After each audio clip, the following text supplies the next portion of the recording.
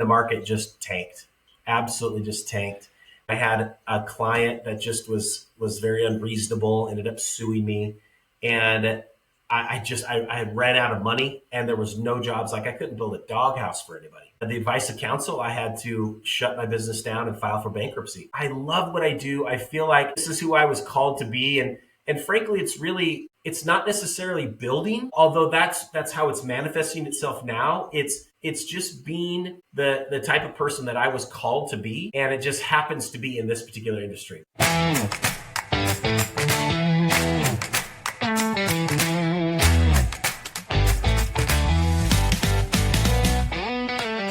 Hey there, and welcome to From the Ground Up Show, the show where we inspire and encourage free-thinking leaders by telling the stories of those that have been there, done that, and are still getting it done.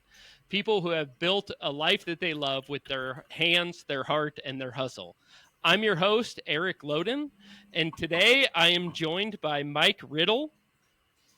Mike is a fellow graduate of Linfield College. Go Wildcats! He began his career as an elementary school teacher and now owns and runs Riddle Construction, a custom home building company. Mike is a husband and a father. So welcome, Mike. Thank you for joining us on the show. Thank you, sir. Happy to be here. Great. Well, we like to start off every show just getting to know you a little bit. And so we start clear at the beginning. Can you tell us a little bit about where you grew up, how you grew up? What was your childhood like? Yeah, absolutely. So I grew up in Salem. We lived out in the country and attended North Salem High School. Graduated from high school in 1993. I played football and baseball there and had the opportunity to continue my sports career into college. And so I really had kind of two choices to go to school because my major was going to be athletic training. And the only two schools in Oregon at the time, Oregon State and Linfield, and I wasn't good enough to play baseball or football at Oregon State. So Linfield was my easy choice. So started there in '93 and graduated in '97 with a degree in athletic training and as well as all of my teaching credentials. So as you mentioned before, I became an elementary school teacher. I taught elementary PE. I did that for 7 years, and then I coached baseball at McMinnville High School, as well as was an athletic trainer there, along with another trainer friend. So great years of my life. I'd still be doing it if I could afford to be a teacher, but had a great time kind of working with both levels of kids. You have the young kids in the morning and then the older kids in the afternoon, and just really it was a love of mine to be able to give back to the kids of that community, just like people poured into me when I was younger. And, getting started in the construction company wasn't never really part of my goal. When I graduated from high school, I worked for a custom home builder remodeler every summer and every break and learned how to do, foundations and framing and trim carpentry and, all hands on, not necessarily all the thinking or ordering or anything like that, but I learned how to do the work. And it was either the hottest times of the year or the coldest times of the year. So it wasn't something that I thought was, boy, I want to do this the rest of my life. But it was good skills. So when my wife and I decided we wanted to have kids, she said, hey, I really want to stay home. And she was a school teacher as well. She taught first and second grade. And I said, okay, well, I better find a second job. So what I decided was, hey, I know how to do physical labor and fix things like that on a home.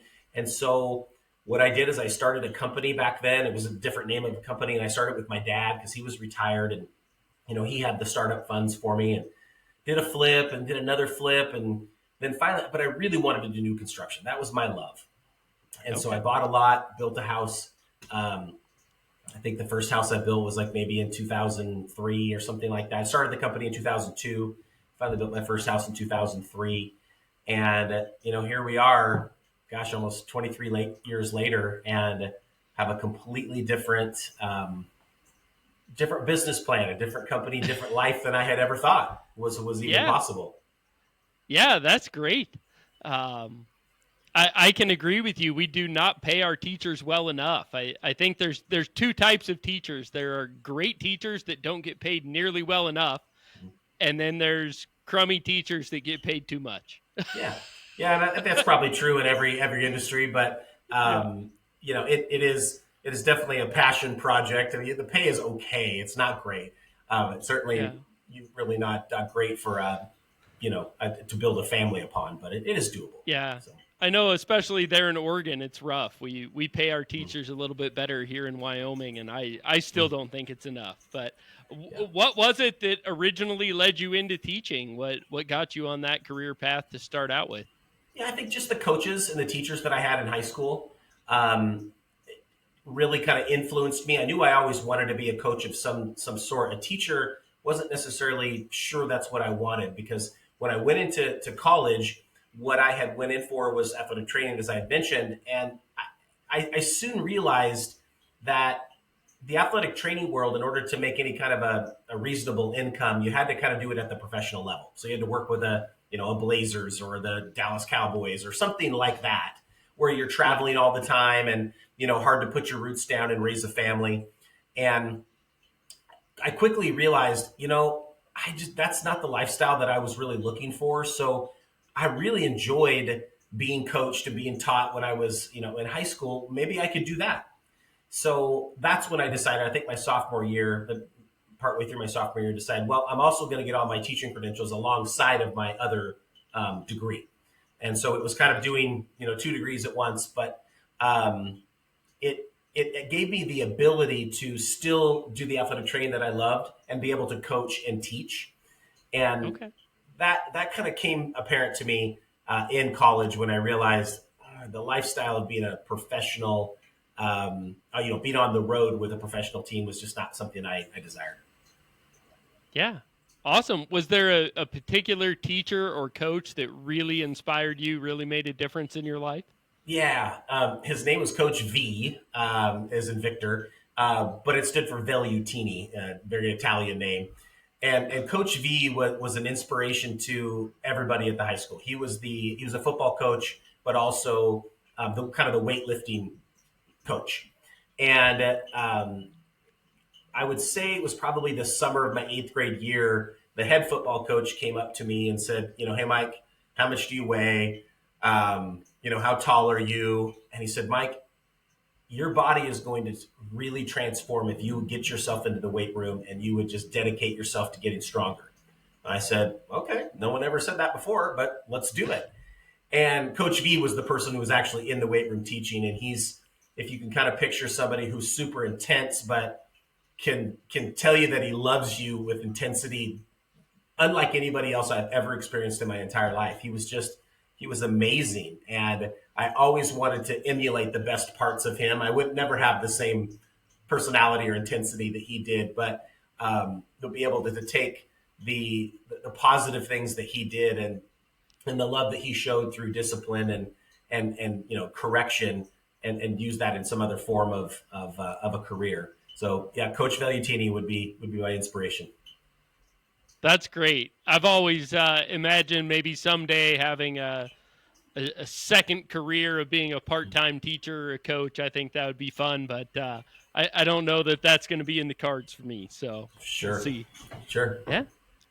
Well, tell me a little bit more about starting your business. You said you really started out with a vision to bring your wife home, allow her to stay home with your kids instead of being in the workforce. So, how did that go? What steps did you take to get your business off the ground, and what did that look like? Yeah. Well, kind of a long road, and it was again there was no roadmap, nobody to say, "Hey, Mike, you should try it this way." But when my wife told me that she wanted that was her dreams to stay home, I was like, "Okay, how are we going to figure this out?" Well, I need about this much money, which frankly at the time was not that much money to be able to replace her salary. I didn't need to do too much, but the concept would be is that I would continue to work my full time job, and then I would do side projects, if you will, throughout the year. And I knew that okay, well, I needed it to make at least her salary back to kind of keep us even. And so I started the business with my dad, as I mentioned. It was called R Squared Properties back then. So my last name is Riddle. So Riddle and Riddle make I did make it made R Squared. And Okay. so what I would do is I would teach all day, and then I would drive to whatever job site we were doing. So first job was in McMinnville, second job was in McMinnville, and then my third job, which was my new construction home, was in Lincoln City. So at the time, I lived in Perrydale, which is kind of out in the. If anybody who knows where we live, it's kind of out in the middle of nowhere, and it's like in between kind of Salem and Dallas Okay. and McMinnville. And then so I would drive to Newburgh, which took me about 40 minutes or so. I would teach all day, and then I would drive to Lincoln City, which would take, hour and 15, hour and 20 minutes, whatever.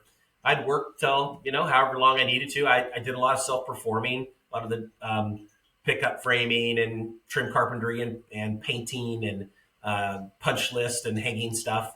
I'd work till, late at night, and then I'd drive home and, rinse and repeat. And so did that for a couple of years. I built and sold that house. I don't think I made any money, but I actually earned a lot of educational credits on that one, for sure. So I probably made like $5,000, and everybody else made money except for me, other than the education that I did earned. Then I bought two more lots and built two more spec homes. And at that point, I had sold those at kind of the height of the market, like 2004, 2005. And I made more money on those two homes than I did like in 5 years teaching salary. And it was just it was a sign like, gosh, I can actually make a career out of this. I don't have to do both the rest of my life and just live on 5 or 6 hours of sleep for forever.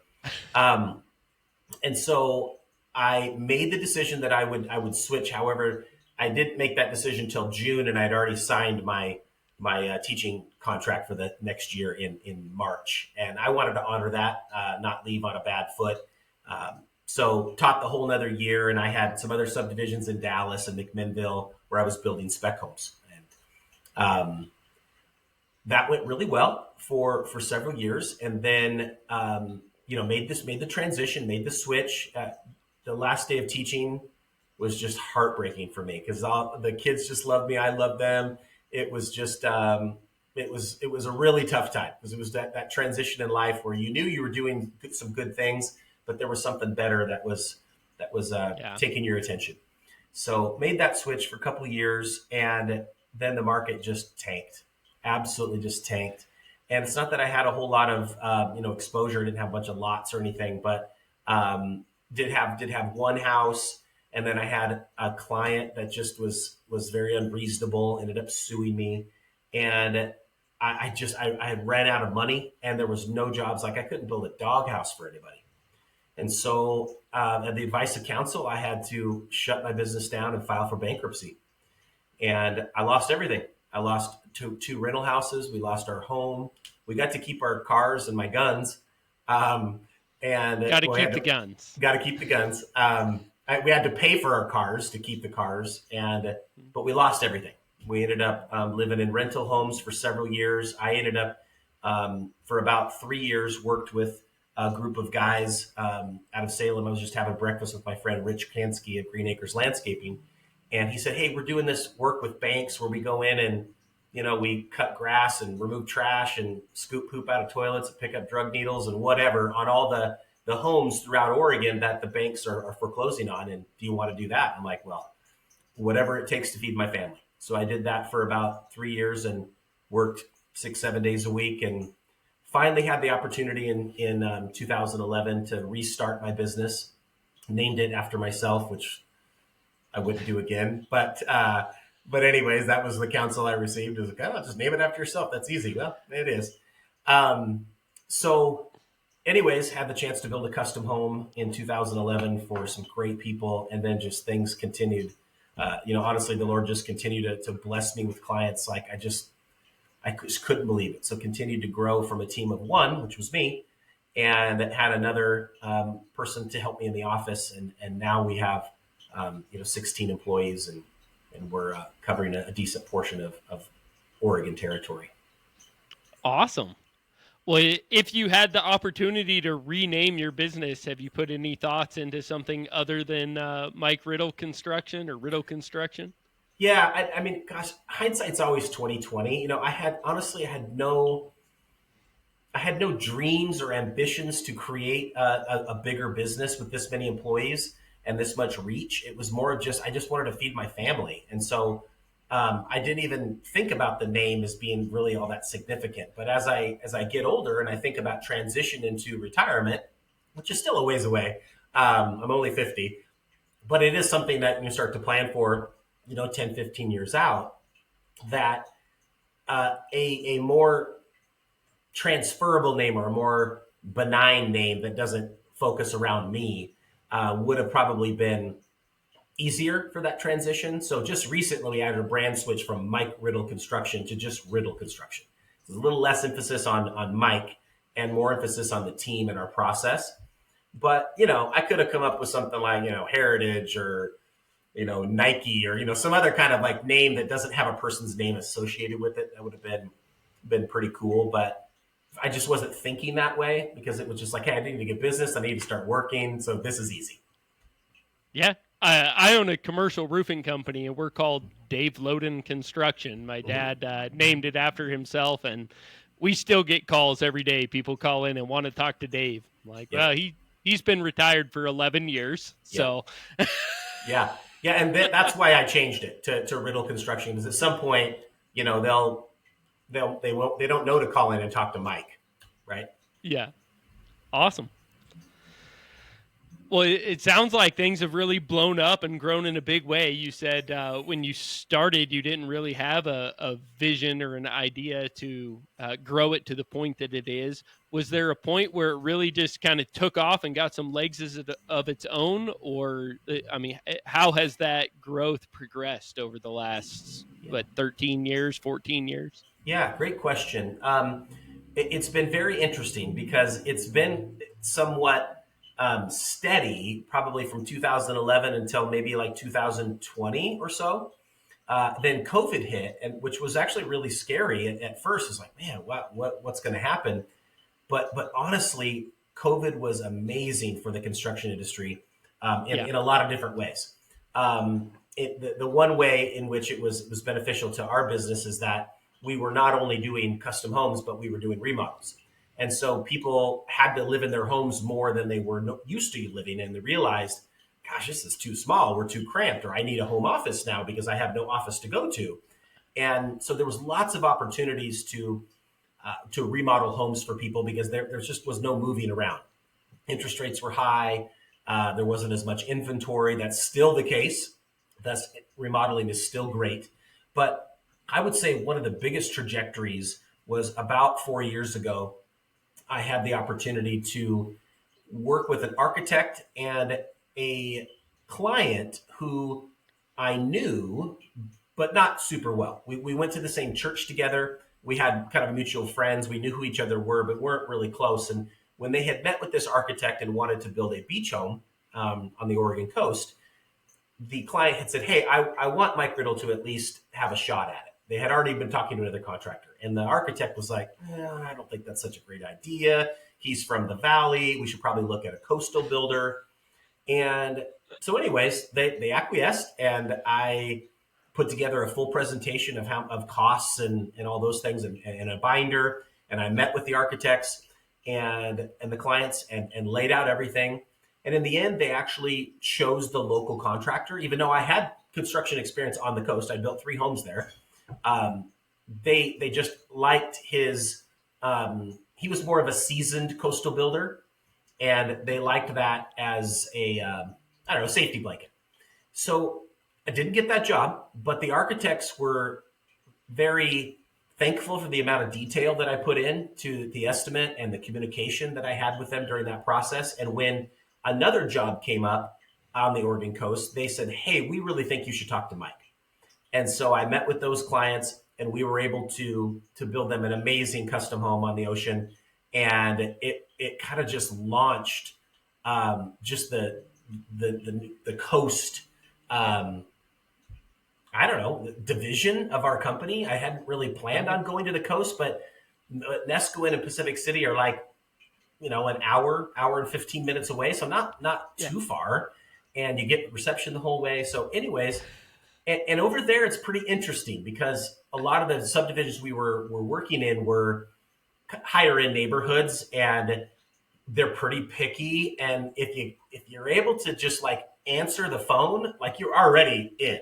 Like it just that the bar was so low with a lot of other people that they had tried to work with that I had a sign. I kept my job sites clean. I communicated well with the HOA, and so that one person talked to another person, talked to another person, and then eventually it just continued to flourish in that neighborhood, as well as the relationship with that architect. The architect was a coastal architect, and so when they received another project, they came to me. When I received another opportunity, I took it to them. So it was just Yeah. mutual feeding each other type of a thing, and we're still very close and good friends today. That's Capri Architecture, and they're just a husband and wife team. They're just amazing to work with. That's interesting that I would not have expected there to be so much difference between kind of the valley and the coast. Like you said, it's 40 miles apart, but Right. Yeah. uh, And most of the homes that we're building are uh, maybe second or third homes. Occasionally, we're building some primary residences for people, and they're usually on the larger, more complicated luxury side, which is really fun because every project is unique, and every project is unique at the coast, anyways, because of topography and soil conditions, and then of course just the wind and the rain and the salt just corrodes everything. So there's just different building practices, and so we've okay. become an expert, and have actually expanded our way up the coast. So now we're doing most of the Oregon coast right now, and able to service a lot of clients up and down the coast. Wow, that's great. So, in your process of building your business, when was the time that you were most afraid? Hmm. That's a great question. I would say that I was most afraid to lose it when I had built up a little bit. What I thought was a successful, it was paying the bills.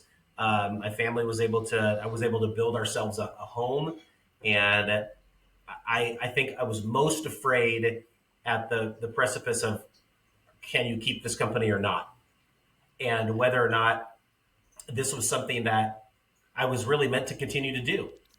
Um, Restarting the business was not scary. In 2011 when I restarted, the very beginning, I think was definitely scary because I was giving up a very secure teaching job. I knew where my paycheck was coming from every month, albeit not very much. I at least knew that it was consistent. Whereas now, the money I was going to be receiving from the construction side was going to be based on lots of different factors, right? What kind of project I could do, how quickly I could sell it, how quickly I could get paid, and so that the cash flow game was actually, very scary, and that's why I held on and was working stupid hours in order to keep that comfort. So it wasn't as scary because I knew I still had the comfort, and then whatever I made on top of that was kind of gravy. So, but at the precipice of losing everything, I'd say was the scariest time. I know it's kind of maybe not exactly answering that question, but um, that was the scariest part about running a business. Is like, wait, somebody can like be mad at you and like just take your whole life away. I was like, that's Yeah. wow, okay. No one had ever said that before. Maybe it wouldn't have signed up for that had I known that. Um, so that was probably the scariest time. Yeah. Yeah, that is kind of terrifying when you realize how fragile some of those businesses are, and the Yeah, situation you can get into. So, yeah. is there something really unique about your business or your journey in building your business that you think sets you apart from other home builders? Hmm. You know, without trying to sound conceited, it it really is. I set up the business. It was around me. It was around my personality. It was around my work ethic. It was around my integrity. It was around my values and core mission and all of that. It wasn't necessarily around a team because I didn't have a team. And so the ability to communicate with people on a very honest level and give them the information that they want with full transparency, I think has been something that has set me apart. I'm certainly not the only builder who's transparent, but um, the honesty, the transparency, the likability of my interactions with clients has been, um, I think, something that has set me apart. I feel like I'm very personable and trustworthy. I give off that impression, and it's genuine and true, and most people identify and can kind of smell a rat. And it's been it's been very difficult to try to replicate that on into a scale. And so the creation of systems and procedures of taking all of those things that I just mentioned and teaching my teammates to be the same way. And so hiring people that are as close to you as possible, but with other skill sets that maybe you don't have. Like certainly I can't do everything in the business. And a lot of my employees are younger, and so they're very moldable and shapeable. But to start off with, I think it has been the willingness to go the distance for the clients and knowing that giving the sense of security that I have their back and that I'm going to do whatever it takes to make it right and to do it right the first time. But when things don't go well, which happens all the time in construction, right? You own a roofing company. Sometimes things just don't go well. You're relying on people, and people are imperfect. You're relying on people to not only make the materials that you're using that are imperfect, but you're also relying on imperfect people to install imperfect materials perfectly, and that doesn't always work well. And so, um, no, getting clients to fully trust that whatever it takes to make it right, you will do that. That's not everybody in the industry. I think people might talk that way, but when you actually put your money where your mouth is, that's something that I have a strong reputation for, and will continue to for the remainder of my involvement in the business, anyways. Yeah. Well, you kind of stepped into my next question, but I'd like to expand on it a little bit. I think a lot of construction companies, probably companies in general, but I'm in the construction world. Mhm. Um, that initial company launch and building, it is very personality centric. It's Mhm. the owner is the touch point. Mhm. The crew runs on their personality, their schedule, their work ethic, all the things that you said. And so there's often kind of a delay or a transition point in growing through a personality centric business to a systems and a culture business. Mhm. So could you speak into maybe the strategy, the approach? You mentioned, hiring people that are similar to you, hiring young people, training them well. Is there more to that strategy, that approach to help transition from just your personality to a business where the whole culture kind of exemplifies that personality that you built the business on? Yeah, it's a great question. All the things that you mentioned that I mentioned before are certainly true, but I think one of the hardest things is that when you have built something that, let's call it your baby, you've built something that you're so proud of and that you've worked so hard at creating. You've built it from the ground up, and it's super hard to let go of. So I would say that humility and trust are essential to be able to grow and scale. So, in other words, having humility to say, hey, I am not the only person in the world who can be good at this. And I am also not the only person who can actually shepherd this process to success.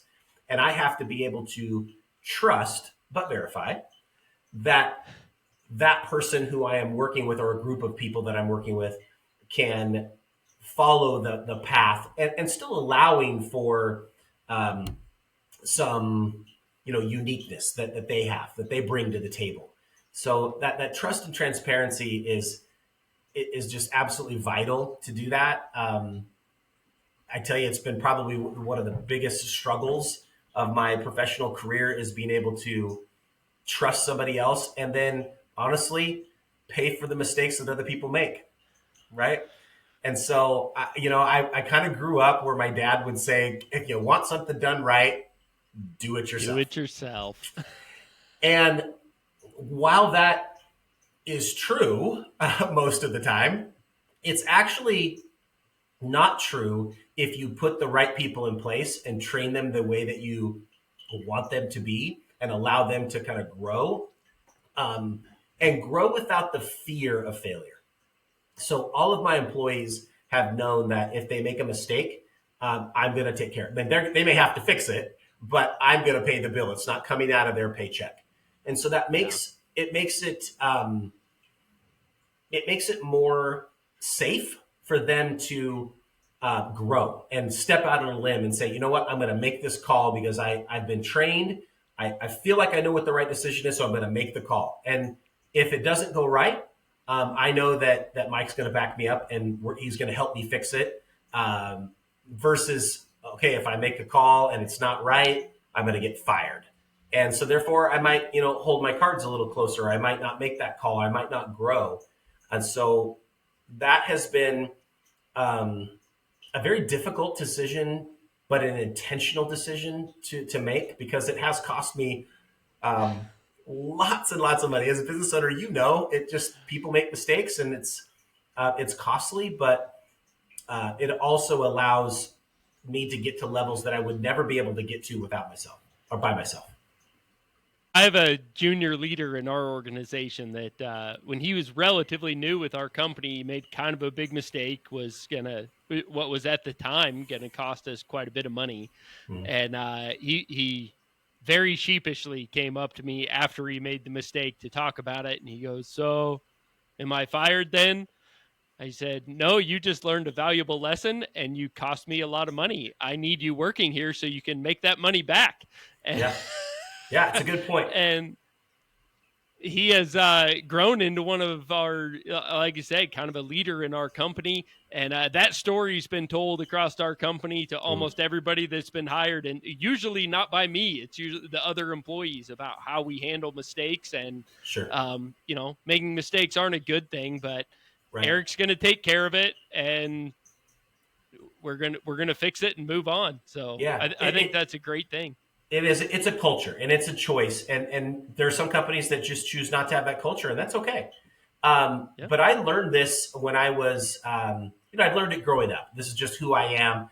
My faith teaches me that grace is important. I've had a lot of grace on my life, so therefore I need to give grace to other people. But just a quick story: when I was working on a very large custom home, this was during college when I was working for that builder during the summer.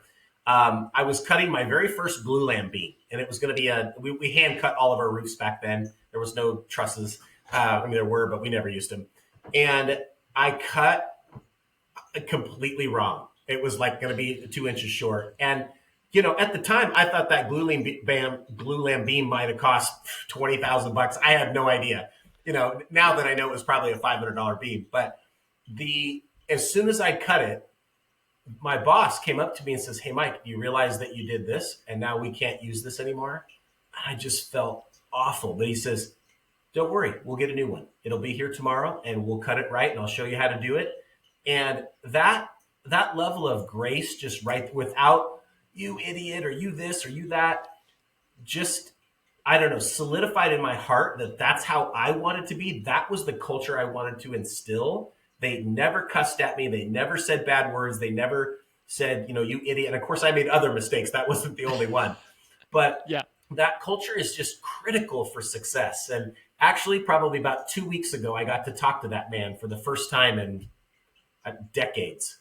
And I told him how important that was to the foundation of my business and the culture that we have. And he was just so honored, and he should have been. He deserves all the honor for that. That's great. I love that. Yeah, we're all going to make mistakes and we're going to talk about it. We're going to learn from it, but you pick up the pieces and keep going. That's right. Was there anything that significantly delayed the growth of your company? And if so, how would you have handled it differently? Hmm. It's hard to necessarily pick one. Most of the time, the lack of growth or the stunting of growth is just due to pride, or it's due to a lack of vision. To be honest with you, I think it's something to where I've always had the opinion and philosophy that whatever is going to come my way, I'm going to do the absolute very best I can with. And I'm going to, I guess, receive the blessing or the opportunity, and then do what I can with it. Versus saying, "Hey, I'm going to still do that, but I also want to be able to start thinking about, well, what would it look like if we did this? What would it look like if we had that?" And then through, as I mentioned, my faith, then through prayer and listening and being humble to say, not my will but yours. uh, I've had the opportunity and the thought process to say, well, maybe we should have a coastal division and a valley division. Maybe we should be doing remodels in both locations.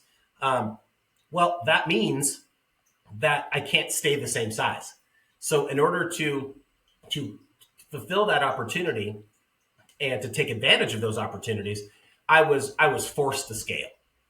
And I had felt as if it was yesterday the pain of not being able to build a doghouse for anybody. Like I mentioned before, during the Great Recession, just was no construction work out there, at least not on a huge scale like it had been for so many years. And so saying no was, like, you just didn't do it. Like an opportunity came up, you said yes.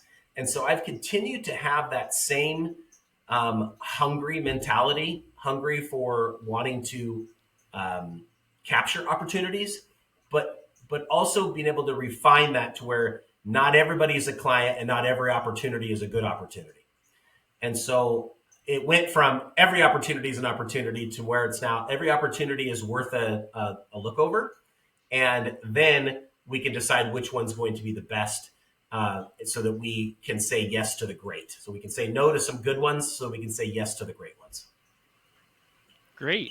So, what in your business, what are the primary determining factors between a great customer and an opportunity that you need to pass on, or a great job? What do you look for? What is kind of your niche that makes a great project for you?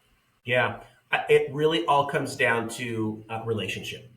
I don't care what the house looks like. I don't care what your budget is. It makes no difference to me. It really matters about who you are as people.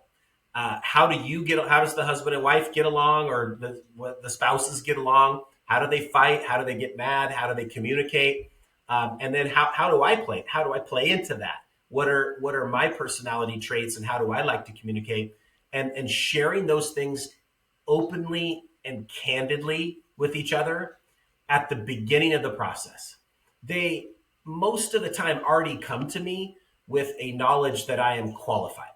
Okay, I am qualified to build their home. They've seen my Instagram page, Facebook. They've seen my socials. They've seen my website. They've talked to friends. They've heard however they hear about me. They're, the qualification part is there. They know that I could build their multi-million-dollar home because I've done it many, many, many times before. What's really important is that the person that I want to be able to trust with my emotions, with my heart, and with my resources? And is that person um, going to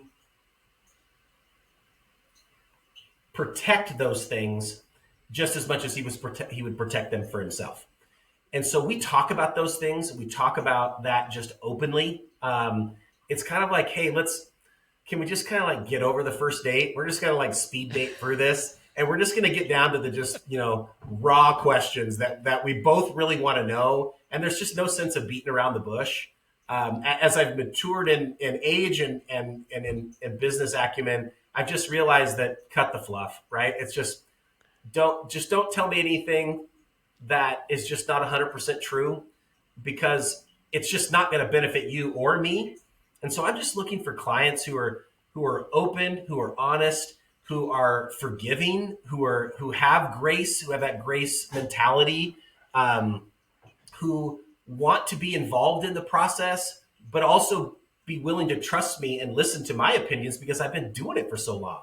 A lot of people are building these large expensive homes for the first time in their life, or maybe they've done some other homes, but they may have not done one to this scale. And so, since I do this every day, just like an attorney or a CPA or whatever, we're going to them for their expertise, and I want that mutual or that respect of them understanding that I do have some knowledge to be able to impart, but ultimately it's getting them what they want and making sure that we're both on the same page, and we have those discussions up front. And sometimes what we typically do is we enter into a temporary agreement to just work together to do feasibility. So it's kind of like dating. And if the dating process doesn't work, well, we're not going to get married. And that's okay, because it gives them the opportunity to see if they like me and they like our team and our process. And it gives me the time to also say that with just minimal commitment. And then we know that when we're signing that final contract, it's like, hey, man, we love each other. We're going to do anything we can for each other. And by the end of this thing, you're going to be calling me on holidays, and you're going to be having me come over for a drink, or, whatever. Maybe not every week, but we're going to be friends. We're going to be friends for a really long time. And when you need something again, or when your family needs something, I'm here. That is awesome. I love hearing somebody that has that commitment to their customers and the process. And I think, I guess I'm not in the custom home building business, but in construction in general, that's something I think is pretty rare. Would you agree with that? I absolutely would agree with it. It's been what I have built all of the relationships on, because if you remember back when we were talking about teaching, well, I was teaching all day, but there were homes being built while I was teaching.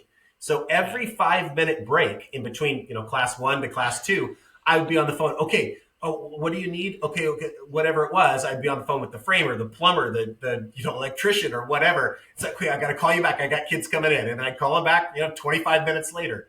And so it was the opportunity where I had to rely on the expertise of the trade professionals to help me. And my goal, and hopefully people don't, cut this segment out and use it inappropriately, but my goal is to make my trade partners as much money as possible. And that doesn't mean gouging. That means that they are making a good living, so they will prioritize my clients, and therefore allow me to be able to provide not only the best quality, but the best service and the best longevity to whatever it is we're doing that is out there. And that doesn't happen with me beating up my trade partners for $5 or $500. It's like, I need you to give me a fair price for you to be able to make a good living, and for you to prioritize my clients, not your other clients, but my clients. And so what's that price look like? And my trade partners love me, and I absolutely love them, and I can't do it without them, and they can't do it without me. So it's a very, symbiotic relationship, I guess might be the right word, but it's so critical that if this business is not about sticks and bricks. It is all about relationships, 100%. That is great. Yeah, I appreciate that. I've said for a long time that the best projects are good business for everybody. The customer gets a great product, great service at a reasonable price. Everybody involved makes a reasonable profit, makes good money. That's good business. Absolutely. Win, win, win all around. That's what it has to be. Yeah, perfect. What is something that you wish you would have learned earlier? I think learning how to plan and be more proactive versus reactive. From the beginning, I entered the market, as I mentioned, when the market was very good, and was very spoiled. I just thought, gosh, a dumb school teacher builder, can make, $50,000 on a house. I didn't even hardly know what I was doing. And so then this is easy, and it's always going to be this way. So I think understanding the financial process of how the construction industry works was something that I had no experience in. I took 0 classes of any economics. The only partial economic class I took in college and my master's was like intro to micro econ, and I had to beg the professor for a C-. I was just completely brain dead. I didn't understand it. And now, frankly, the finance portion of the business and planning is something that I really enjoy because it helps me make decisions. And before it was just always reactionary. It's like, okay, well, this happens. Okay, well, what's the best decision I can make now? Well, I guess it's this. And, it's still not a very good decision, but it's the best one I can make. Whereas now we work as hard as we can to make the decision ahead of time so that when the situation comes up, we already know what to do. We can get through it, get past it, and move forward so that we're looking out the windshield and not the rearview mirror. That's a good sound bite right there. Looking out the windshield. Mm-hmm. Is there an opinion you have that has changed significantly as a result of your journey building your business? Is there something that you thought, or maybe a group of people or an idea that you judged unfairly early on, and you've changed how you look at that with more experience? Yeah, I think, and it changed. It changed quickly. I grew up in an era in which the blue collar trades were kind of like what you did if you just weren't smart enough to go to college, right? So if you didn't go to college, you're kind of like a loser, right? You're going to work at 7-Eleven or work at a gas station or whatever it is you're going to do. And the trades were looked at as a plan B, C, or D, right? If you just couldn't get a great career job. And I didn't know what I didn't know. I was just a dumb kid. And as I got into the industry and I actually spent more time and understood the craft that these people do, they are far from being dumb. They're frankly a lot smarter and more useful than any of the degrees that I have, to be honest. If you ever were to come to some of the homes that I build and look at the geometry and the math that it takes to build the homes that we do, it'll blow your mind. Absolutely blow your mind. So I would say at the very beginning, I think that our environment, our society taught people to not respect the trades, not respect the blue collar. And now it's like, those are the most respect. That's the most respect I have is somebody who can do something with their mind and their hands at the same time. And frankly, that's something AI is never going to be able to replicate, no matter how smart it is. I don't see AI, installing, a drain underneath my sink or, framing a shed in my backyard. They're just not going to be able to do those kinds of things. And so that's what I would say is probably the biggest thing is the respect I have for people in the industry. That's great. Sorry to go a little bit off topic. I saw a meme or a reel or something online combining two of your stories here. Mm-hmm. And it said, AI is coming for my job. Let's see AI drive 2 hours to a remote job site just to cut a beam 1 foot short. Yeah. Yeah, fair enough. Hey, listen, I mean, when I was teaching and like I was telling you in between classes, I had one of those old, Motorola flip phones. And then I got a BlackBerry and I was like, oh my gosh, my world has changed. I don't have to push, the number 3 twice to get B. It's just so much easier to type a text message. And, here we are. Technology is amazing. When my very first year in college, we learned about this thing called email. I'm like, email, what's that? And computers I'd heard of, but we had never really had one. We just did typewriters. I'm really dating myself. But anyways, it was like I learned all about the internet. And of course, there's so much good in technology that is out there to be used. And of course, there's a lot of bad things it can be used for too. But hey, listen, I use ChatGPT for quite a few things. It certainly is not going to replace any part of my business, but it has allowed me to be a little bit more efficient where when I'm trying to research something, I'm not having to go to 5 or 10 different places. I'm able to kind of use more of a rifle approach versus a shotgun approach. Absolutely. But there's no question there's good things about it. And I don't think anybody in the trade industry is going to have anything to worry about. I'm sure it'll take over a few things, but at some point, but there's nothing like the human hand and the human brain. In your circle, or maybe in culture as a whole, do you see that shift happening widespread? Because I'm with you. The generation I grew up in, it was all go to college, go to college, go to college. You got to get an education, and if you don't, those are kind of the second tier citizens. Do you see that opinion shifting in culture as a whole, or in your circle anyway? Absolutely. I think a shift to more, trade specific or trade centric learning, or career technical education is what it might be more of a, common term, uh, has been a focus for over a decade now. However, it had been the other way for so many decades. Let's consider that as like the Titanic. You don't turn the Titanic around like a canoe. It takes a Yeah. long time to turn that boat around. And so, I've been involved with a nonprofit for over a decade now, where we work with the high school kids. And we work with a program that has high school kids, that where we build a house every year, and we get people in the community to come together, and help donate, as much as we can, and whatever proceeds we make when we sell that house buys the lot, builds the house for the next year. And so we're working on house number 11 or 12 now. And that school that they go to has 10 different programs. There's police, there's filmmaking, there's auto body, there's manufacturing and welding, there's like psychology, behavior. There's a whole bunch of different programs. And to be honest with you, the graduation rate is embarrassing compared to the rest of the graduation rate of all of the other schools in Oregon. So graduation rate at that particular school is like 94% or something like that. And the average of on Oregon high schools is like 70 something. It's abysmal.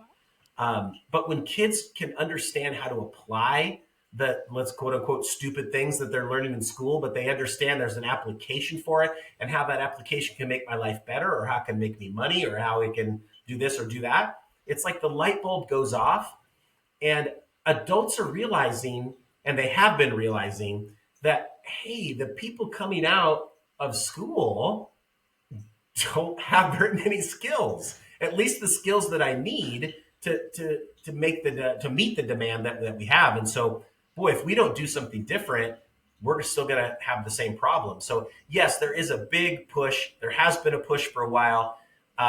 There's going to continue to be a push. I personally would love to see more of a, probably what a lot of schools in, Europe and those kinds do, where you have your education up to a certain time, and then you kind of help steer kids towards a career path. And of course they can change, that career within that school. But, they're in high school, they're going to come out with being able to then go right into becoming an electrician, or being a framer, or being an architect, or an engineer, or whatever it might be. I think that's the future of education. I really do. And I think there's an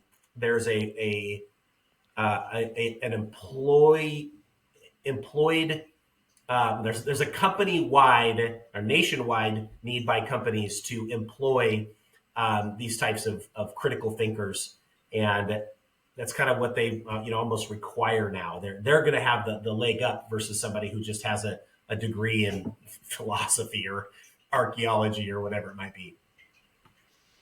That's great to hear. I see similar things in our area, and yeah, I've been preaching that for a long time, probably 20 years almost. Mm-hmm, I've been mm-hmm. talking about the opportunity in the trade, and that I don't ever want to talk down on education, because there's a Sure, role for all of that too. But sure. this culture we had built of one track to success, and that's where everybody goes, just isn't true. There's a lot of opportunity out there, and there's a lot of people that are not built for higher education and some of the career tracks that go towards, that are incredibly brilliant, talented, capable people, Mm-hmm. and they would way rather be out on a job site than sitting in a classroom. So Absolutely. And to me, I don't see either one of them as being brighter than the other. It's just it's being used for, they're using their gifts for something that's really good. And sometimes that's both, and sometimes it's one or the other. But we all have a role to play. And finding out that role as young as possible is I think what we really should be doing as society, is helping people understand what their calling is, and then supporting them to get there. that's great. I can't agree more. So, have you ever made a beneficial mistake? sometime when you really screwed up, it hurt you at the time, but in the long run, it led to a valuable lesson or really ended up helping you grow. Yeah, absolutely. I think, um, as I mentioned before, I wanted to be upfront with clients that, hey, I'm going to do whatever it takes to make things right. Well, that's easy to say, okay, but when something happens that is um, has a lot of dollar signs behind it, then it's going to test whether or not you really believe what you're saying and you're willing to put your money where your mouth is. So I've had multiple opportunities where I've had to make things right. I've had to eat it, if you will. And frankly, we have a large amount of that every year because we want to make sure that we do the right thing every time. And sometimes things in construction just happen. That's really nobody's fault. But ultimately, I'm the general. I am the person in charge. And so if something happens, I'm the one who's going to be able to take the heat for it. And so I believe that wholeheartedly. I've had opportunities where I've had to go and take a $50,000 bath, where I had to say, hey, listen, we screwed up. And here's what I want. I want to be able to lighten this load because I want us to be friends. I still want to be able to do projects for you in the past, and would reducing this amount allow you to feel good about this relationship so that we can move forward? And he said yes. And there's been other times where I haven't even had to have that conversation. I just do it. The clients find out about it, and they're just like, Mike, thank you for doing that. I'm like, are you kidding? That's just what we do. That's I wouldn't even think about it any other way. So we do the right thing every time. Now, sometimes we get it wrong, right? It's not intentional, but we're always going to get to the right way every time. And I think that's just something that is something that's part of our DNA. It's part of our culture. All of my guys know that we do that, and gals, of course. That this is who we are and this is how we do it. Now, obviously, we try to do as little as possible, but ultimately, that's the money part is further on down the line of importance versus the honesty and integrity that we gain from doing the right thing. Yeah. I've found that the customers on some of my projects that went the most sideways had the most problems, or like you said, that have ended up eating a mistake Mhm. in the largest amounts. Often those have come back to be my best customers. They're Mhm. my raving reviews. They're the ones that go out and tell all their friends. Have you found that to be true as well? Absolutely. It maybe not in every case, but yeah, absolutely. And the reason is because they respect somebody who is willing to do whatever it takes to do the right thing, right? Regardless, and this is the definition of integrity, right? Regardless of who's watching or how it looks or how it hurts. That's, I think, a lot of people really appreciate that. They want to be around people like that. They want to do business with people like that. And Yeah, it's definitely something I've experienced. that's great. So if you could go back to the beginning, 2011, launching Riddle Construction, would you choose to do it all over again? Absolutely, I would in a heartbeat. People have asked me that. I've thought about other things that I would want to do, and there's maybe a few things that I think would be kind of fun. I would love to own a restaurant or be a bartender because I like people and I like being with people in fun situations, where they're happy and enjoying themselves. And but clearly, neither one of those things are really part of my skill set, nor from what I understand, are financially wise to just start it and go unless you're willing to take some big hits. But no, I really wouldn't. I love what I do. I feel like this is who I was called to be, and frankly, it's not necessarily building. Um, Although that's how it's manifesting itself now. It's just being the type of person that I was called to be, and it just happens to be in this particular industry. But if I was pulled out of this industry and moved to a different industry, I would do things very similar, obviously with just some different nuances. Um, but no, I love what I do. I love being creative. I love being social. I love communicating. I love building teams. I love building people. I love helping people spend an enormous amount of money and have fun doing it. Right? And I love doing that because that is something that they most people don't get to do very often. And man, who wants to spend $2 to $10 million with this $20 million and not have fun doing it? I mean, that's crazy. No one would ever like sign up for that. And so I love being a part of experience with people where I get to use my and my team's specialty to help make dreams come true. Man, you've got me all jealous. I've said for a long time, if I ever end up with a second career, I want to sell something that people are excited to buy. Mm-hmm. As a roofer, maybe I need to take some lessons from you. Maybe I'm just not good at it enough, but it's very rare that I have a customer that's excited to write me a check. Yeah, I hear you. And that's, to be honest, that's probably any singular trade other than maybe somebody who creates a vase or some kind of a cool product. Yeah. But boy, without the roof, I mean, what good is anything else, right? So Yeah. Well, but that's the thing is, especially we do mostly commercial, so it's not even a big visual appeal. Like most of our mhm, roofs are flat, out of sight, you can't see them, sure, yeah, and the customer hires us because they have to, never because they want to. And yeah, we take good care of them, we give them good service, but writing that check is like pulling teeth. So yeah, I've always said in my next career, I want to sell something fun. I want to sell four-wheelers or speedboats or yeah. something. There you go.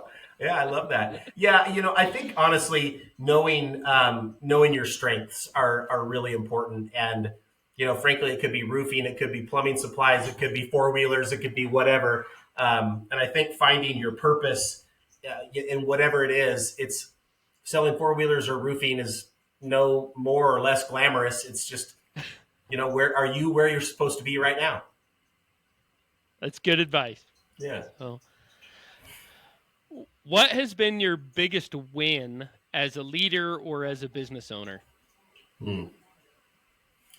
I think one of the biggest wins that I have is when I can watch my team come together as a team and solve problems using the experience and the tools that they've been given to do the right thing, make a situation right, or do whatever. And it's not always retroactive where there was a mistake, but it's also making plans to be successful ahead of time. And one of the things I find most rewarding, if I'm answering your question right, is being able to see the fruit of what I had worked, very hard to create, actually, come to fruition. And I'm just so proud of the team that I have. They're just solid humans, every single one of them, and we continue to receive opportunities to hire, and partner with new people. And a lot of the times, Eric, I don't even look for them. They find me, and it's just like I had one guy just come into the office and said, "How do I come to work for you?" I'm like, "What? Who does that?" And we get to know him, and we're just like, how do we hire you? It's just so cool to be able to be a part of something to where you get to put something in place, you get to see the fruit. Not always do you get to do that. Sometimes you're the person cultivating the soil, sometimes you're the person planting, sometimes you're the person watering, sometimes you're the harvester. And so it is fun to be able to have multiple opportunities to see growth.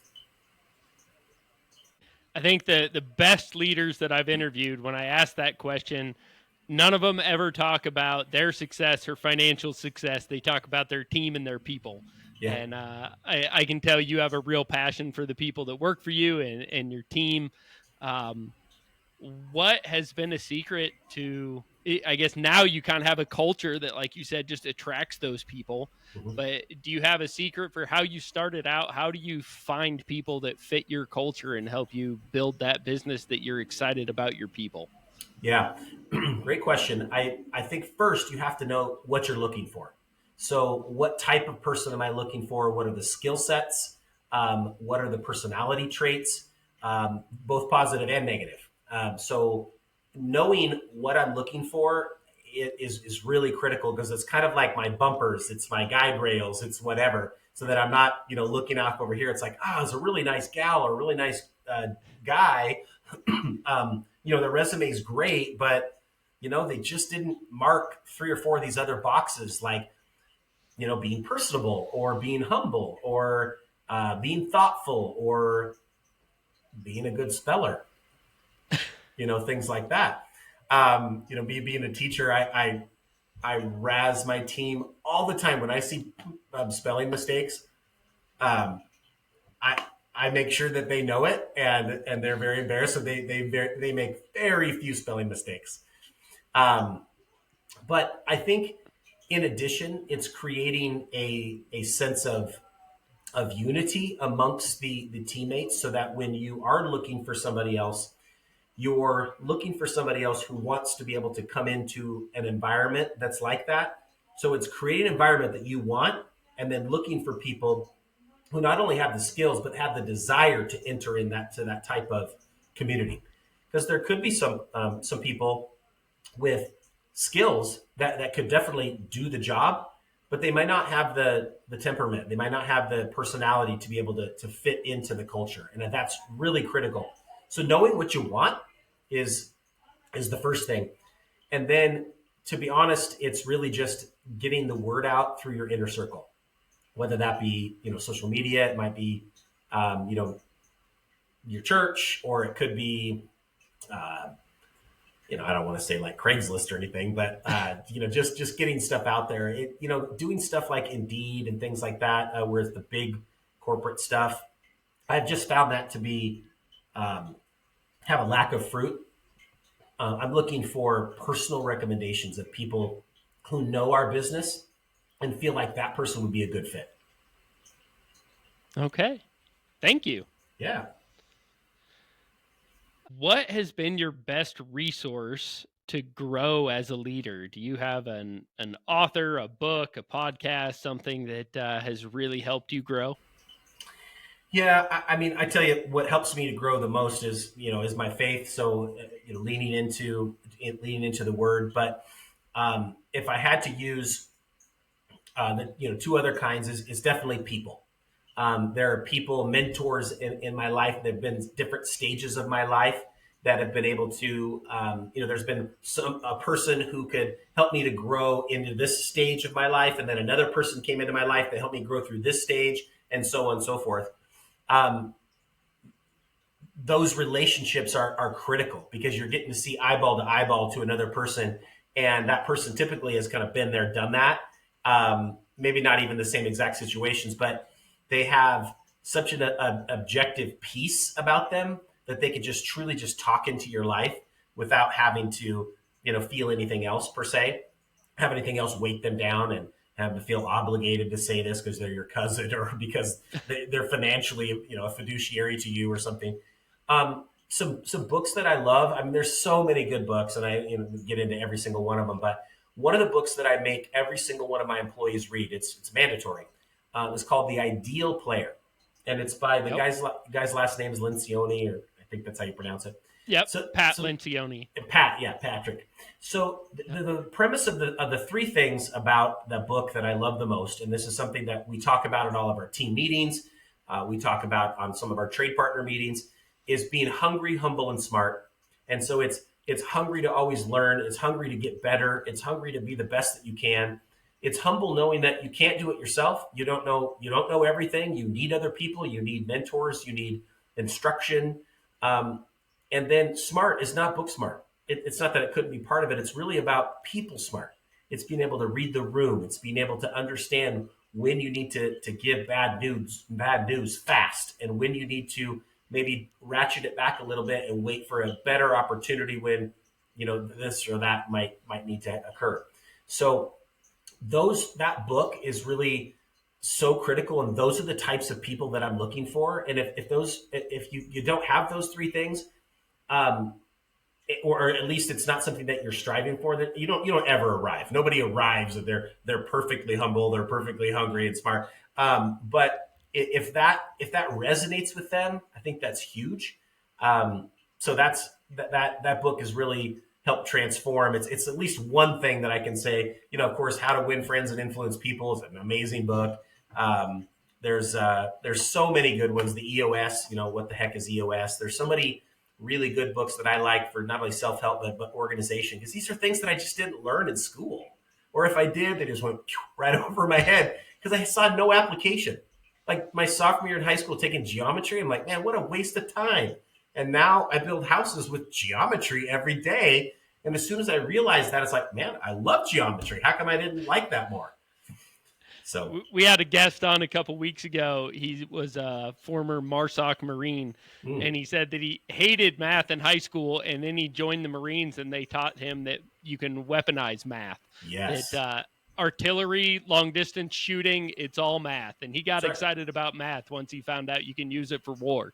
Yeah, absolutely. And I love math now. It was one of my hardest subjects, but I realized what math does is it helps me to make good decisions that then help with other parts of my life. Not necessarily just financial, but they can help in many other ways. And so math has become real, and there's a real application to it. I'm trying to teach that to my kids too, and try to get them to pay the bill and do the appropriate amount of tip, and get them to understand that you can make good decisions, which will help make you be more successful in so many different ways. So Good stuff.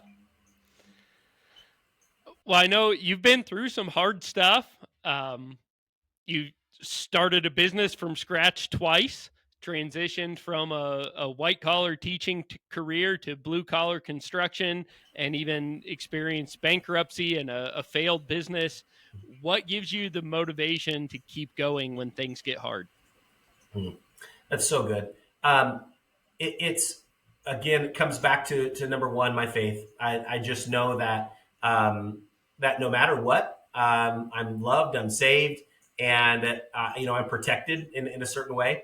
One of my favorite sayings is, consider it pure joy, my brothers, when you experience, pain and affliction, because it creates perseverance, and perseverance creates other good things. I mean, it's obviously a paraphrase, but I I wouldn't say that I relish challenge and pain and conflict and those kinds of things, but as I have matured, not only in life but through business, I've realized that those are the opportunities in which I grow the most. Those are the opportunities in which I have actually gained the most traction. I've gained the most knowledge. I've gained the most insight. I've gained the most, uh, you know, experience of whatever the feelings were. And the going through some of those afflictions that you mentioned, losing my home, it was the most embarrassing thing, Eric. I had to go to the bankruptcy court, and it's like the client was there saying how much they hated me, and the judge was, saying, okay, you've lost everything. Just so, I had 4 kids to support and a wife, and it was just so like low. It was a very big low. And I can tell you, to this day, I wouldn't trade it for the world. I am the man, the husband, the father, the business owner, and the person I am today because of the hardships that I've gone through. And while I certainly don't want to do that again, I do know that hardships create things of beauty in my life. And so I wouldn't say that I ask for them every day, but I certainly know that I know who is going to help me through it, and that is very comforting to know. That's great. That's something I struggle with a lot. Is I look at my own life, and the times that I grew the most, the times that I matured the most, the times that I was closest to my Savior were the Mhm. most difficult times in life. And so I think about, as I pray for my kids Mhm. and think about what I hope for them and their future. Man, I don't ever want to hope hardship on my kids or pray for hardship, but I also don't want them to live a life without the opportunity to experience the peace that you can have during hardship, the maturity, the growth, the development that comes with that. Yeah, And so it's kind of this, yeah, I'm with you. I don't ever hope for hardship, but sure. there's a part of me that kind of longs for that development, that growth that Yeah. comes through it. Yeah, and I think So that takes maturity over time, because when it happens for the first time, you're just like, "Who the heck just hit me?" It just like I hit with a head with a hammer.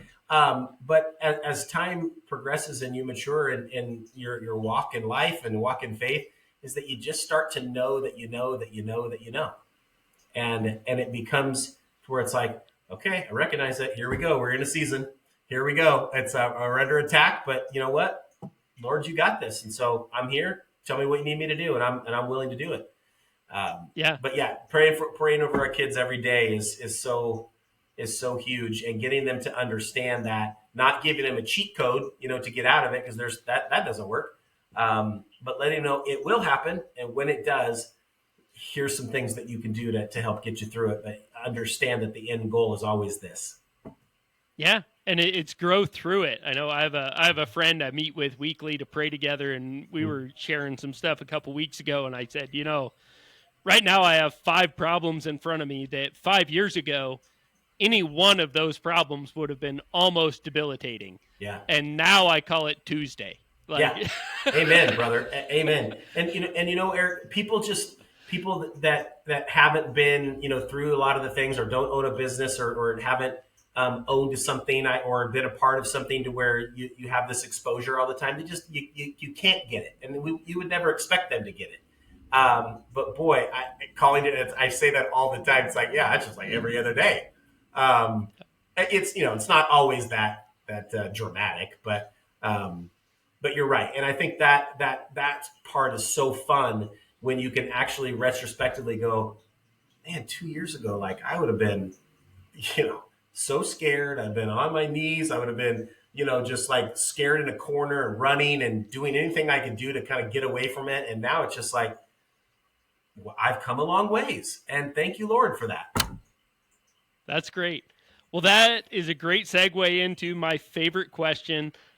It's a parent talking with you. You're a Jesus follower. Mhm. Can you tell us a little bit about that and how that has shaped your journey building your business and shaped your growth as a leader? Mm. Yeah, I would say that I grew up in a Christian household. I was saved as a young person in the I don't know, mid '80s. I was 12 or something like that, and I always went to church, and I knew that was kind of my foundation. My parents just did. We went to church every Sunday. It's just what we did, and I didn't necessarily always have a deep love for the Lord, and follow Him in every single aspect of my life, um, from the time I was little till now. Um, but I can tell you that as my life progressed from one thing to the other, that that foundation, that solid rock, I always felt it as a presence in my life. I have a tattoo on my arm, and it's a cross, and at the bottom of the cross is roots, and those roots, entangled in those roots, is a verse in Proverbs where it basically talks about, teach a child in the way that they would go, and when they're old, they will never waver. Um, and that is something to where, as a parent, it has been so critical for me to help my kids understand that no matter what you do, where you go, how you perform, how you win, how you fail, God will never leave you. He will never forsake you. He will always be there for you.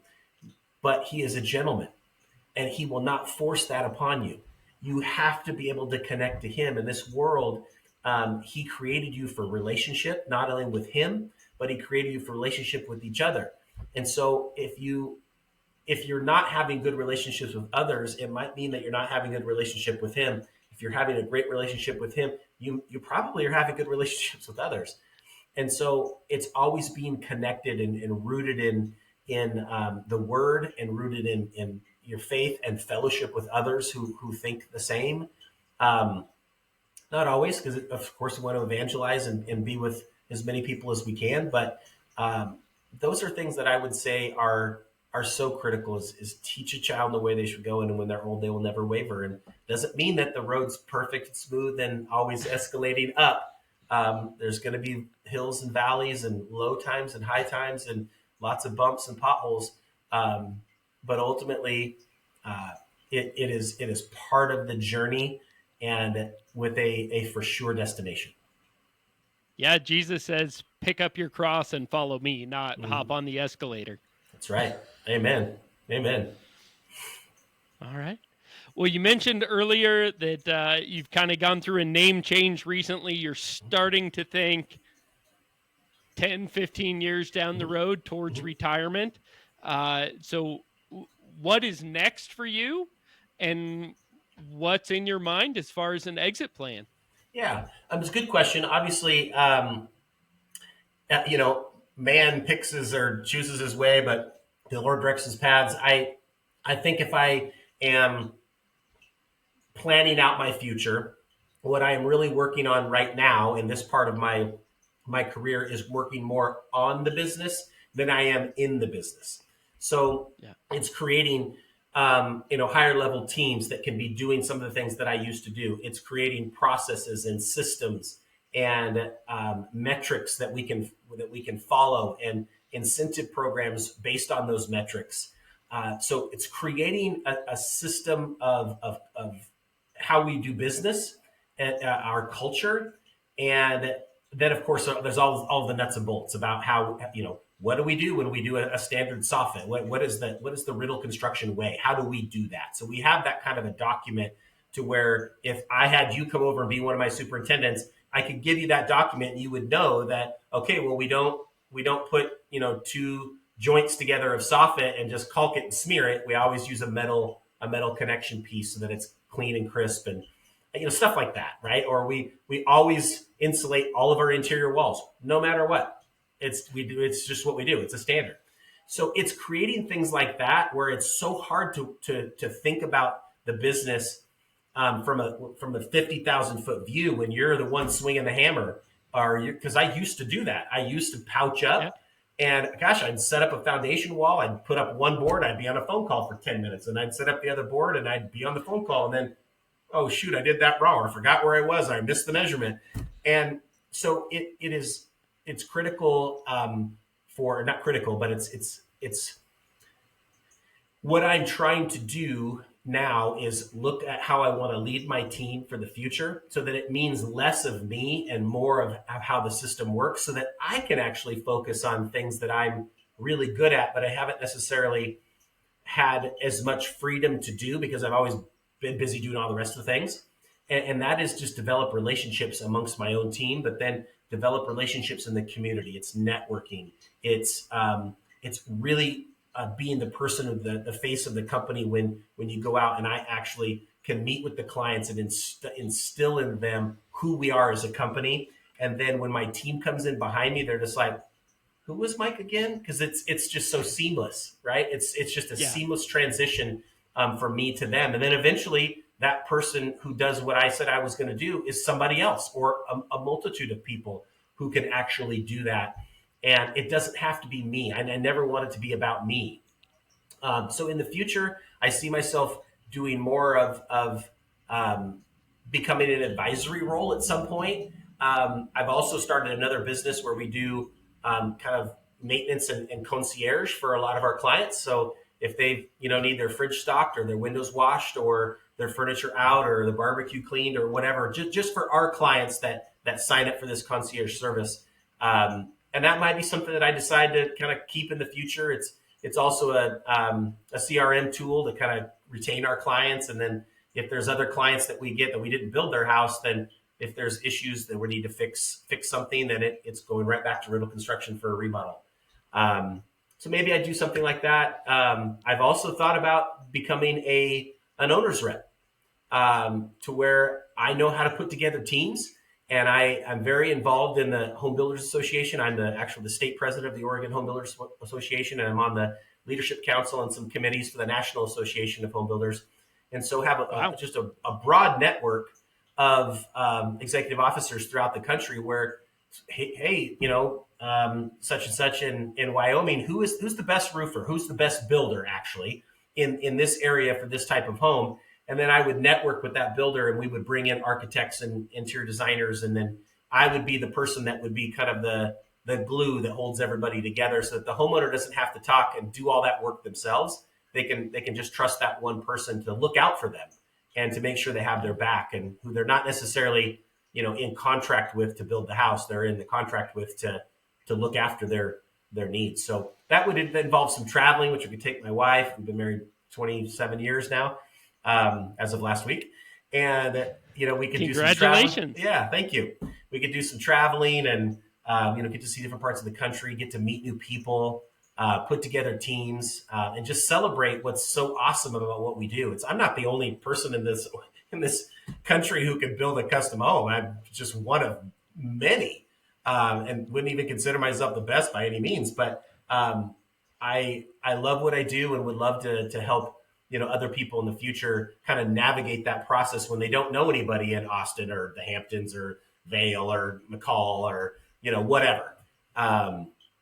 So who knows? We'll see where the Lord leads me. I'm excited, whatever it looks like. I have 4 kids, and eventually we'll have grandkids, God willing. And obviously, they're going to be, just spread out all over the country based on what they do, and so that will be kind of fun to travel and see them. And Yeah. I don't know. It's a ways out, so I can only kind of dream and start to somewhat plan that way. Okay. Are any of your kids currently involved in your business, or do they have any ambition to join? No, they don't. They are part of the social media team, so they do help with that. But one of them's a senior in college, one of them's a sophomore in college. They're doing completely different. Has nothing to do with my business. My senior in high school, nothing, not necessarily. I think anything to do with the business. Maybe marketing, photography type stuff. So who knows? Maybe there's a segue there. And my son is, an 8th grader. He has no idea about anything, right? He's just living the dream, and he's had 3 sisters to do, and his mom to do most things for him. So he's not thinking too far out ahead on what he might want to do, but hasn't shown any kind of desire to be part of the industry, which is totally fine. I don't have any ego, or if they want to be, of course I would welcome them, but it's not a requirement by any means. Just a lot of the lessons that this business would learn, I would want them to know, and that doesn't mean they have to work here to do that. Yeah, that can always change too. I know I started working for my dad in my business. Well, I mean, when I was born, basically, but I came on the team full time, on payroll, doing a full time real job during the summer when I was 16. And from the time I was 16 till I was a junior in college, this was the last thing I was going to do. Yeah. As an adult career. And when my senior year of college came around and I had to actually start figuring out what I was going to do, I figured out maybe there was a difference between somebody that ran a roofing company and just a high school or college kid working on a roofing crew. Yeah. And the job I was doing was maybe not the job I wanted to do, but I could still do it in the same organization. So Sure. That's awesome. yeah. Is there anybody that you would like to see on the show? Somebody that has a really cool story, maybe has a unique business or is in a unique industry that you'd like to learn more about? Yeah, I think that's an interesting question. I would need to probably get back to you on that. There's so many people that I know that would be great, on this type of show. Probably have to get back to you on that one, Eric. Okay. Well, I will follow up because we're always looking for unique and cool stories to tell on the show. Okay. So, all right. We're getting close to the end. My last question to either settle or fuel the debate. If you have a job to do, which cordless tool brand do you prefer? I would say DeWalt. It's just something that I've used, forever. I've had experience with Milwaukee, and they're fine too. But DeWalt's kind of always been my go-to. All right, we'll chalk one more up for DeWalt. So, well, Mike, thank you so much for joining us. It has been a pleasure getting to know you and chatting with you, having you on the show. I appreciate you taking the time and joining us. And for all of you listeners out there, thank you for joining us here on From the Ground Up show. If you want to be part of a future show, either as a featured guest or if you want to call in or write a question for myself or one of our guests, please hit us up online on our website, fromthegroundupshow.com, or you can find us on most social media at From the Ground Up Show. If you guys are enjoying the show, if you appreciate the content, please help me out. Leave a 5-star review, follow, subscribe, like, share. That's the best way we have to get the content out there. And until next time, keep grinding.